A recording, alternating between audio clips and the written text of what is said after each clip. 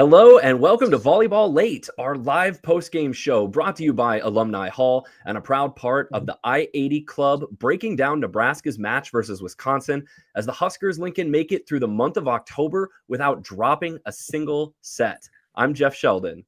I'm Lincoln O'Neill, live from Madison, Wisconsin. There you go. Courtside, you got banners in the background. We can see a floor behind you. It's the best green screen backdrop I can think of. And the reason we're a little late tonight, Lincoln's running around talking to everyone and their sister about this match on a night that Texas falls from the ranks of the unbeaten. We have a huge upset in the Big 12. It's Halloween havoc all over the country. Multiple top 20 teams are going down.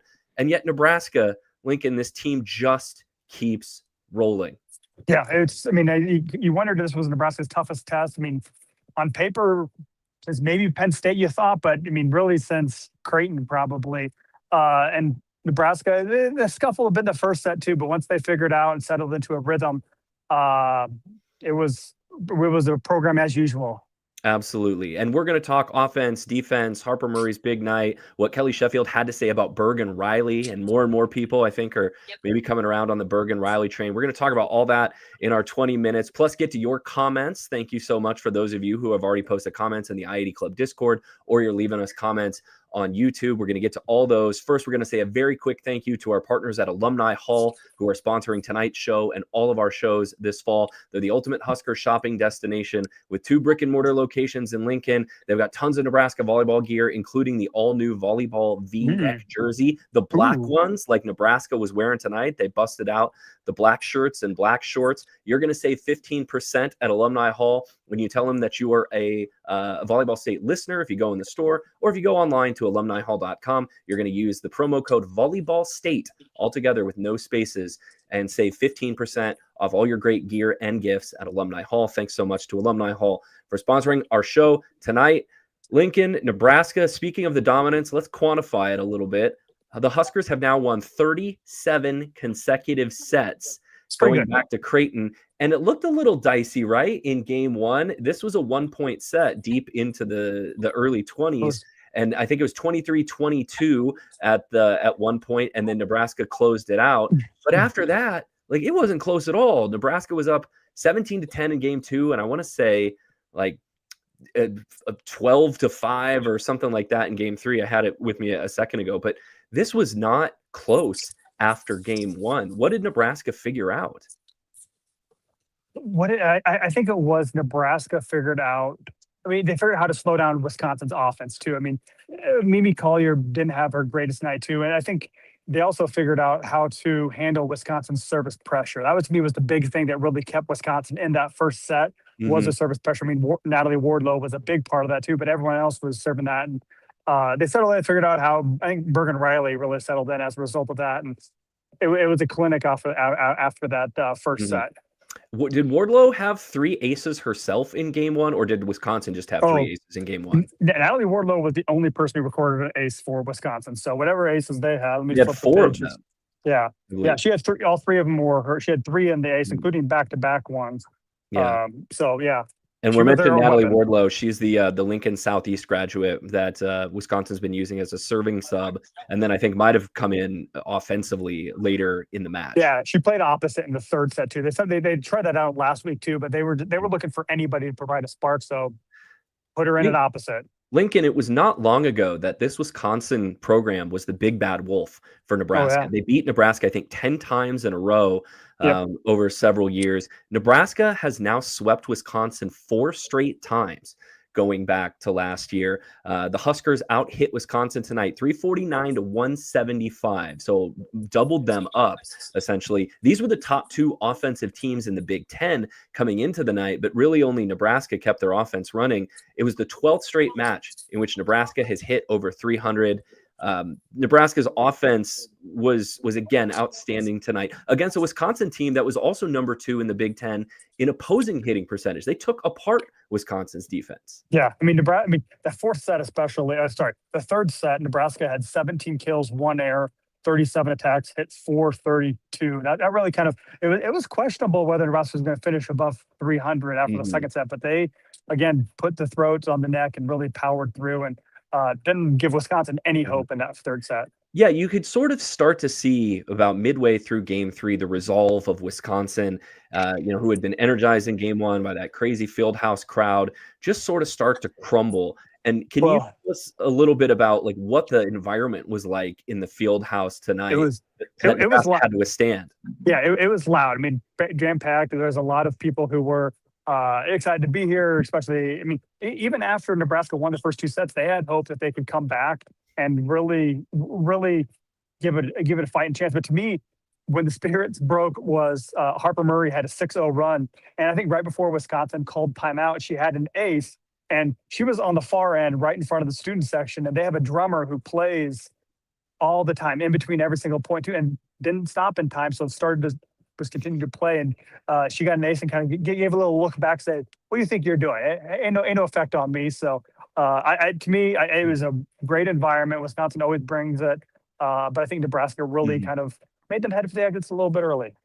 Jim Davis says he thinks this is Nebraska was the first team to hit over 300 against Wisconsin this year. I don't know if you Gosh, have that number at your it's up. fingertips. Nope, it's up there on my You know up what, there on my Jim? desk. You're a loyal I-80 Club subscriber.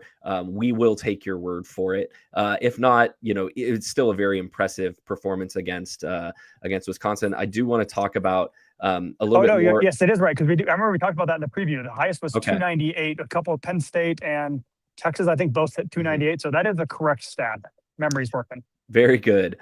So Harper Murray leads Nebraska in this one as we look at some top line numbers. 15 kills on 45 swings. This was not Nebraska's typical balanced match. Harper Murray, because I think Nebraska was out of system for long stretches of this match, got fed a lot of balls. 15 kills on 45 swings, just one swing fewer than Mimi Collier, who takes a million swings a match, it seemed like. But she was putting balls away. She hit 200 on the night. But then if you want to make a case for Bergen Riley to be the Big Ten Player of the Year, or at least the Big Ten Setter of the Year for the third year in a row, listen to these three players' stat lines. Andy Jackson, 12 kills, no errors on 20 swings.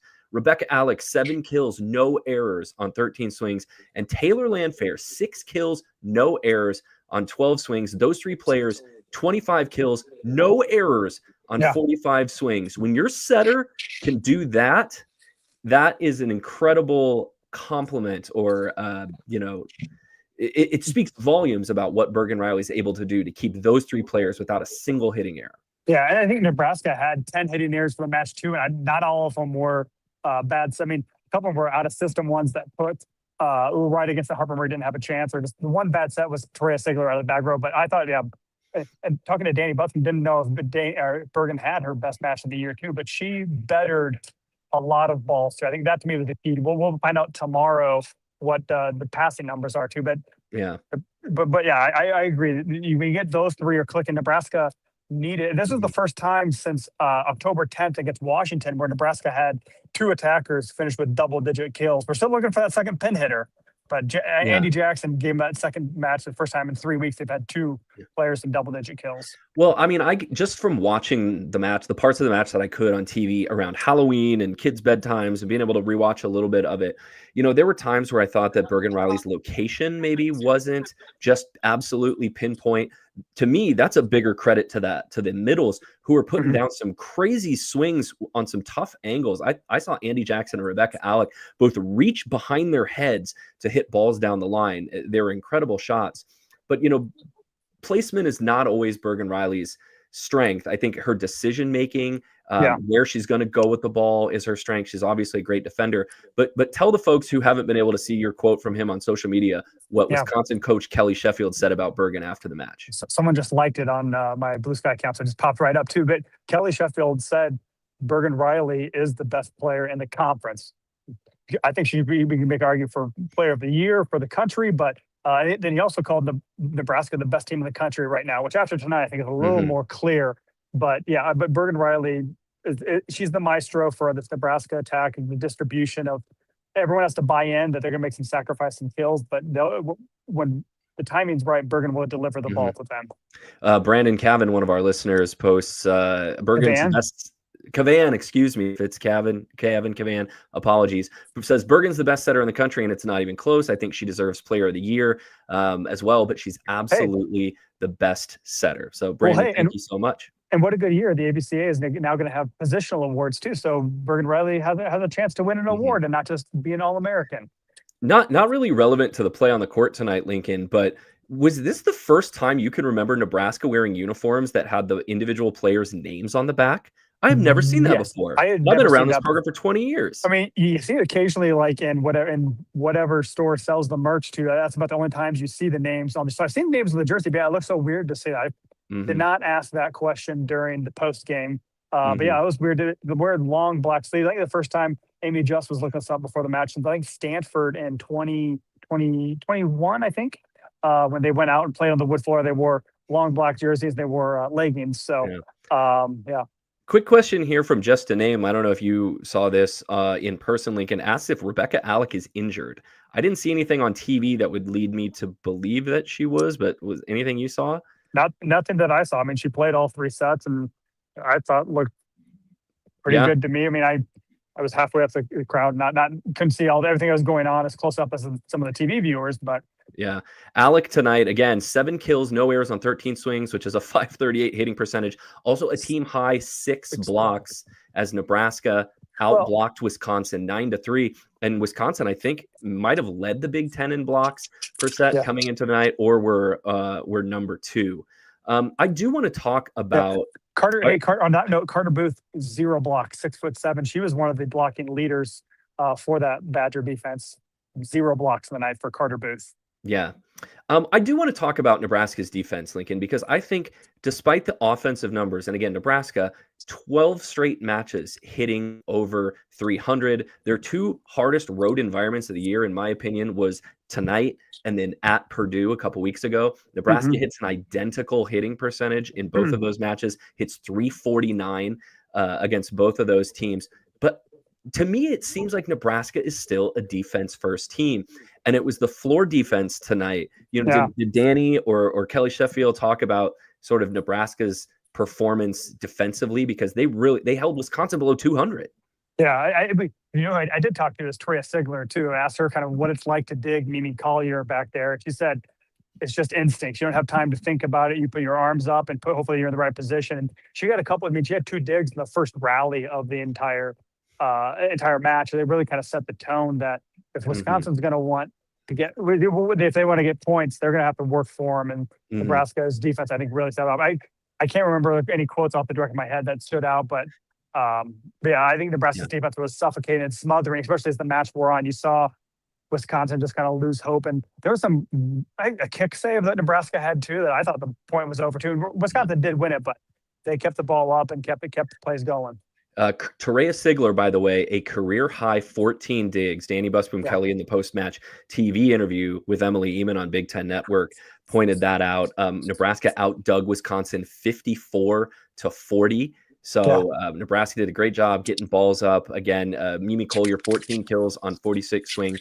And then the other Wisconsin player I was impressed by, Grace Egan, the Hmm. transfer opposite hitter who had recently missed a month with a knee injury, hit over 400, had 9 kills on 17 swings. But then nobody else from Wisconsin did anything. Like Well, Viajic had 4 kills and hit negative. Alicia Andrew, their other middle, had 5 kills. Carter Booth hit 200. And so, like, nobody stepped up to help out Mimi Collier. yeah, this was. I mean, Wisconsin was looking for answers. Egan started the game at opposite, but then once Nebraska shut down Viajic, how you say that? You said it right. Viajic, I think is Viajic. how it was We'll pronounced. go with that. Yeah, Viajic. I mean, she she got blocked 4 times in the first set too, and just kind of looked like her soul because she played and stayed in the back row, but they were looking for anybody. And even like I said, that third set they moved from Egan back to left pin. They tried Wardlow at opposite. Madison Mhm. Quest came in and played some left pin She in the played a lot second for them set. early So this season. yeah, well, she was their primary opposite while Egan was out. Yeah. But they were trying to find any sort of spark, and besides Collier, they and Mhm. Egan too. But Yeah. yeah, they did not have much luck finding that. Cindy Kugler, a regular listener. Thanks, Cindy, for chiming in. STM set the middle. They rocked. Indeed, they did. Jackson Well, and Alec, yeah, 19 combined kills on 33 swings. and that to me is the difference between Nebraska and Wisconsin at this point too. I mean, I think Wisconsin didn't have their first middle blocker kill till late in the first set. Yeah, Booth had a kill at 23-22. I mean, the middles are an afterthought, and they Hmm. tip the ball so much too that they don't swing hard enough. And a part of that is Horner still trying to figure out and develop those connections. He's only been doing this job for uh, 3-4 weeks, so it's but the middles are an afterthought in the Wisconsin offense. Yeah. Well, I mean, in Nebraska, the middles are one of the main No, focuses. It's the right side. I don't think got a ton of swings tonight. What Virginia Adriano in three she, sets had 12 swings, but it was the same amount as Taylor Landfair. So those yeah, two, 11 kills on 24 swings. Not a bad kill percentage. no, she started really slow too. Had 0 kills, 2 errors on 4 attacks in the first set, but they made a point. First 2 points of the second set, Adriano got kills on both of them. I think they just wanted to get her a little bit more involved too and build that confidence in her. Anthony says this match felt real similar to Purdue. Both stayed really close in the first set, but then Nebraska just pulled away in the second and third sets. And I think this sort of segues in, Lincoln, to I paraphrased here what Danny Busboom Kelly said in the post-match TV interview. She said, "We powered through a tough start. We kept at some things that didn't work right away. And if something goes poorly, we know we can make adjustments. We're a really adaptable team." Did she say anything about that to you when you were chatting with her post game, or what was she have to say about adjustments? Yeah, same thing. I mean, I think Nebraska knows their identity. They know what they do well too, and even if it's not clicking, if they stick with it, they can really they'll figure things out too and make adjustments. That they know their identity and they're going to go to the middle. That's who they are. Yeah. I mean, it took a while for Rebecca Alex. She had 3 kills late in the first set too, but she wasn't really heavily involved early on. So it's kind of reiterating that same thought too. Is Nebraska knows their identity and they'll figure it out how to make that work. Well, Matt Calloway, one of our regular listeners, Matt, thanks for the question, says, "Do you think Danny Busboom Kelly's philosophy of subbing or spreading playing time out from a number of players is contributing to this team being seemingly slump proof?" What do you think of that? Yeah, That's from the I-80 Club Discord, by the way. Yeah, I think so too. You wondered if there was going to be an alley check moment tonight too after Adriano's first set, but and I don't know whether just the threat that you better get going because we got someone on the bench ready to roll behind her, that it fired her up too. But I think Nebraska's proven they are. So they haven't faced very much adversity to test that slump proofness of it because when you win 11 or 12 straight matches in a row by sweep, you're doing something right too, or parts are clicking. Well, let's put this Nebraska team in a little bit different context now. Nebraska was number 1 in the country in the coaches poll. Obviously, they were number 1. Were they number 1 in the RPI, or were they just like barely behind Texas? They were barely behind. They're like 200ths behind Texas. Right. So here's what happened tonight. If you were perhaps not paying attention to other parts of college volleyball, Texas suffered their first loss tonight, and I'm talking to the audience, Lincoln. I know you were all over this stuff. Texas lost in the 5th set to Texas A&M 15-13, so they're 18-1 now. Nebraska's going to be number 1 in the RPI. Unanimous. Missouri went on the road and won at number 16 Tennessee. Iowa State handed Arizona State, a top 10 team, their first loss in the Big 12 in Ames in 5. And then Arizona, which got swept by Texas Tech last weekend, upset number 13 TCU. I saw they're up 2-0. I didn't see the end of that match too. Yeah, and also SMU lost to number 21 North Carolina. That's right. Thank you for adding that. And so maybe the larger point is there's a lot of parity, it seems like, in college volleyball this year. Texas, this is their first loss, but man, they had some close shaves earlier in the year. We've seen them drop sets. We've seen them be vulnerable. Texas also lost tonight despite hitting like 325. So I don't know exactly how you do that, but congratulations, Jarrett, for figuring that out. You know what the issue is their defense. Their block is not good. That's Texas's one vulnerability. Is that yes, they had that, but I think A&M hit 346 or somewhere around there. They hit better than Texas.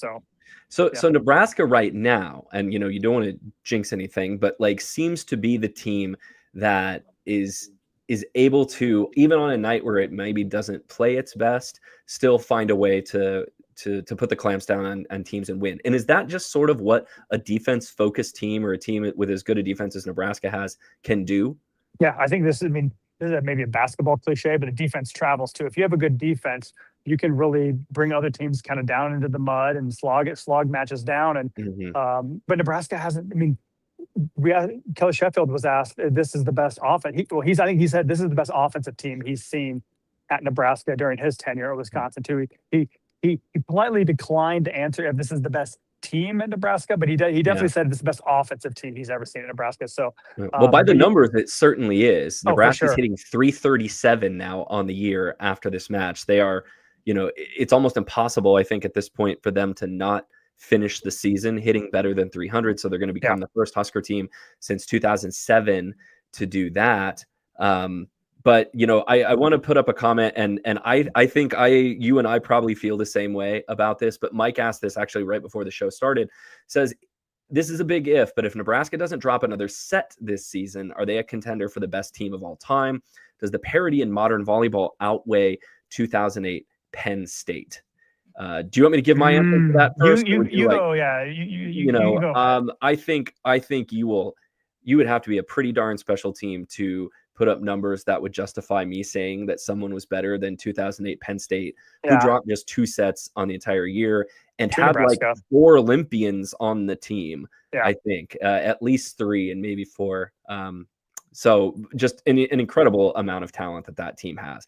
And Nebraska is very, very talented, but I don't know that they're going to go the rest of the season without losing a set. And they've already dropped, however many they have, 5 or 6. 7, 6. Oh, that's right, because Utah beat them in a set. Utah, of all teams. Utah, Pitt, and then 2 from Kentucky, 2 from Creighton.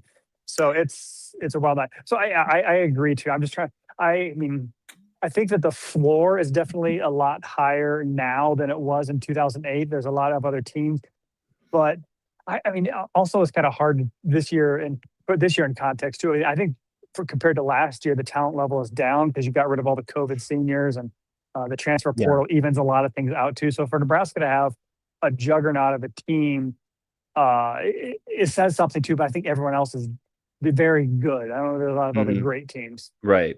Well, and you've got another 2 months of play before you even can make that comparison. I think. Yeah.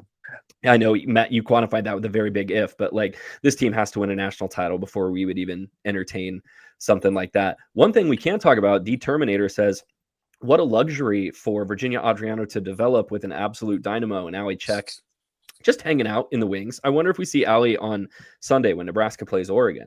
Yeah, because it's a quick turnaround. Nebraska was going straight from here to the airport to fly back, and they will be sleeping in their own beds, but they're back for a Sunday afternoon match against Oregon, which is an early start for Oregon.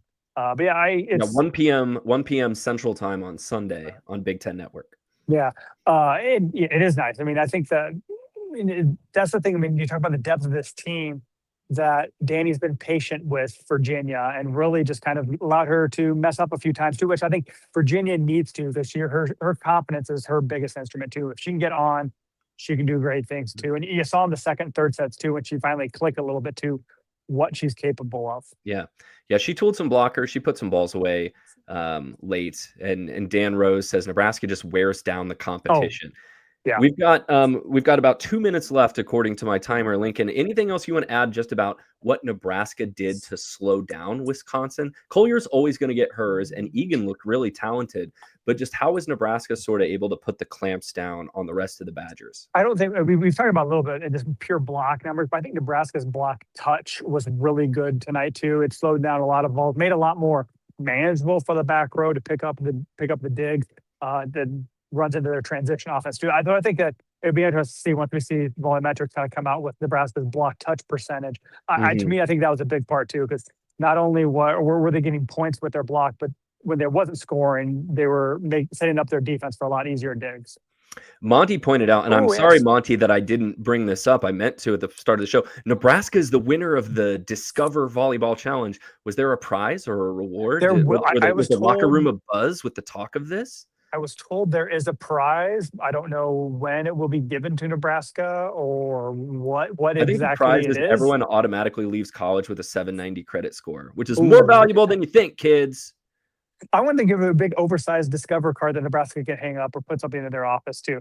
I don't know whether a trophy or what it is, but Nebraska did well. I guess Purdue was the other team that's undefeated. I haven't seen their scores, what they did. But Nebraska did win the tiebreaker. This third tiebreaker, I think, was sets lost. And when you don't lose a set in the entire month, you're going to win most Yeah. tiebreakers.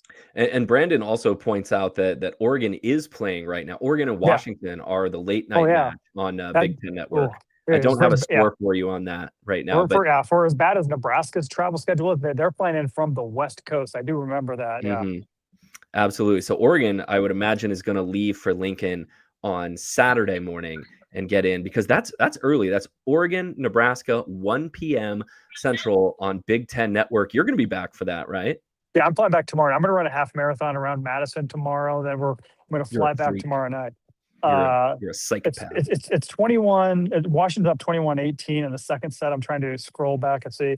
Oh, Washington won the first set 25-22. So they're middle late second set. So they're still going and will be going for a while. So all yeah. right. So just real quick about as our timer has gone off. Hey. Yeah, there it is. We will have a volleyball state for you on Sunday night. It's actually we're gonna have a special guest host filling in. Jack Mitchell from the ID Club and 1400 KLIN is going to be co-hosting with Lincoln because I'm going to be out of town and a little bit indisposed. So if you are not a regular I-80 Club subscriber, Volleyball State subscriber, it's just $5 a month at patreon.com/I-80 Club, and that lets you join us live just like you are right now. On Sunday nights, you can ask questions, you can make comments, we'll make you a part of the show. Plus, we'll give you things like our I-80 Club newsletter, which Lincoln put together that comes out every Friday.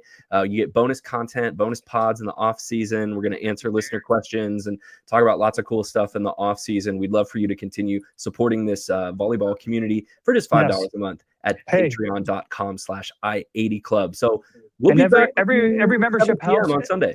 It helps cover my travel expenses too. So help support us so we can I can go to more away matches as well too. Absolutely. So, yeah. If you're not joining us live on Sunday, that pod's going to show up in the free feeds on Tuesday morning, just like it does every single week. So thank you all so much. Thank you very much to Alumni Hall. If you want to find out more about us, you can go to volleyballstate.com. We've got a link tree, sends you to our merch store, our social media sites. You can read Lincoln's coverage of this match at huskermax.com. Yeah. He's got a great game story, I'm sure, that he's got to finish up after this. Read more, especially, I mean, our side story about Natalie Wardlow too. We got some great comments from her teammates, and Sheffield talked about her too. So I'll write about the local girl doing big things in Wisconsin, just a freshman. So, but yeah, huskermax.com. Read us there, and thanks for covering us. And you got anything else? Nope, I don't have anything else. Have a great night, everyone. Yeah. Happy Halloween, and enjoy that candy in the Volleyball State.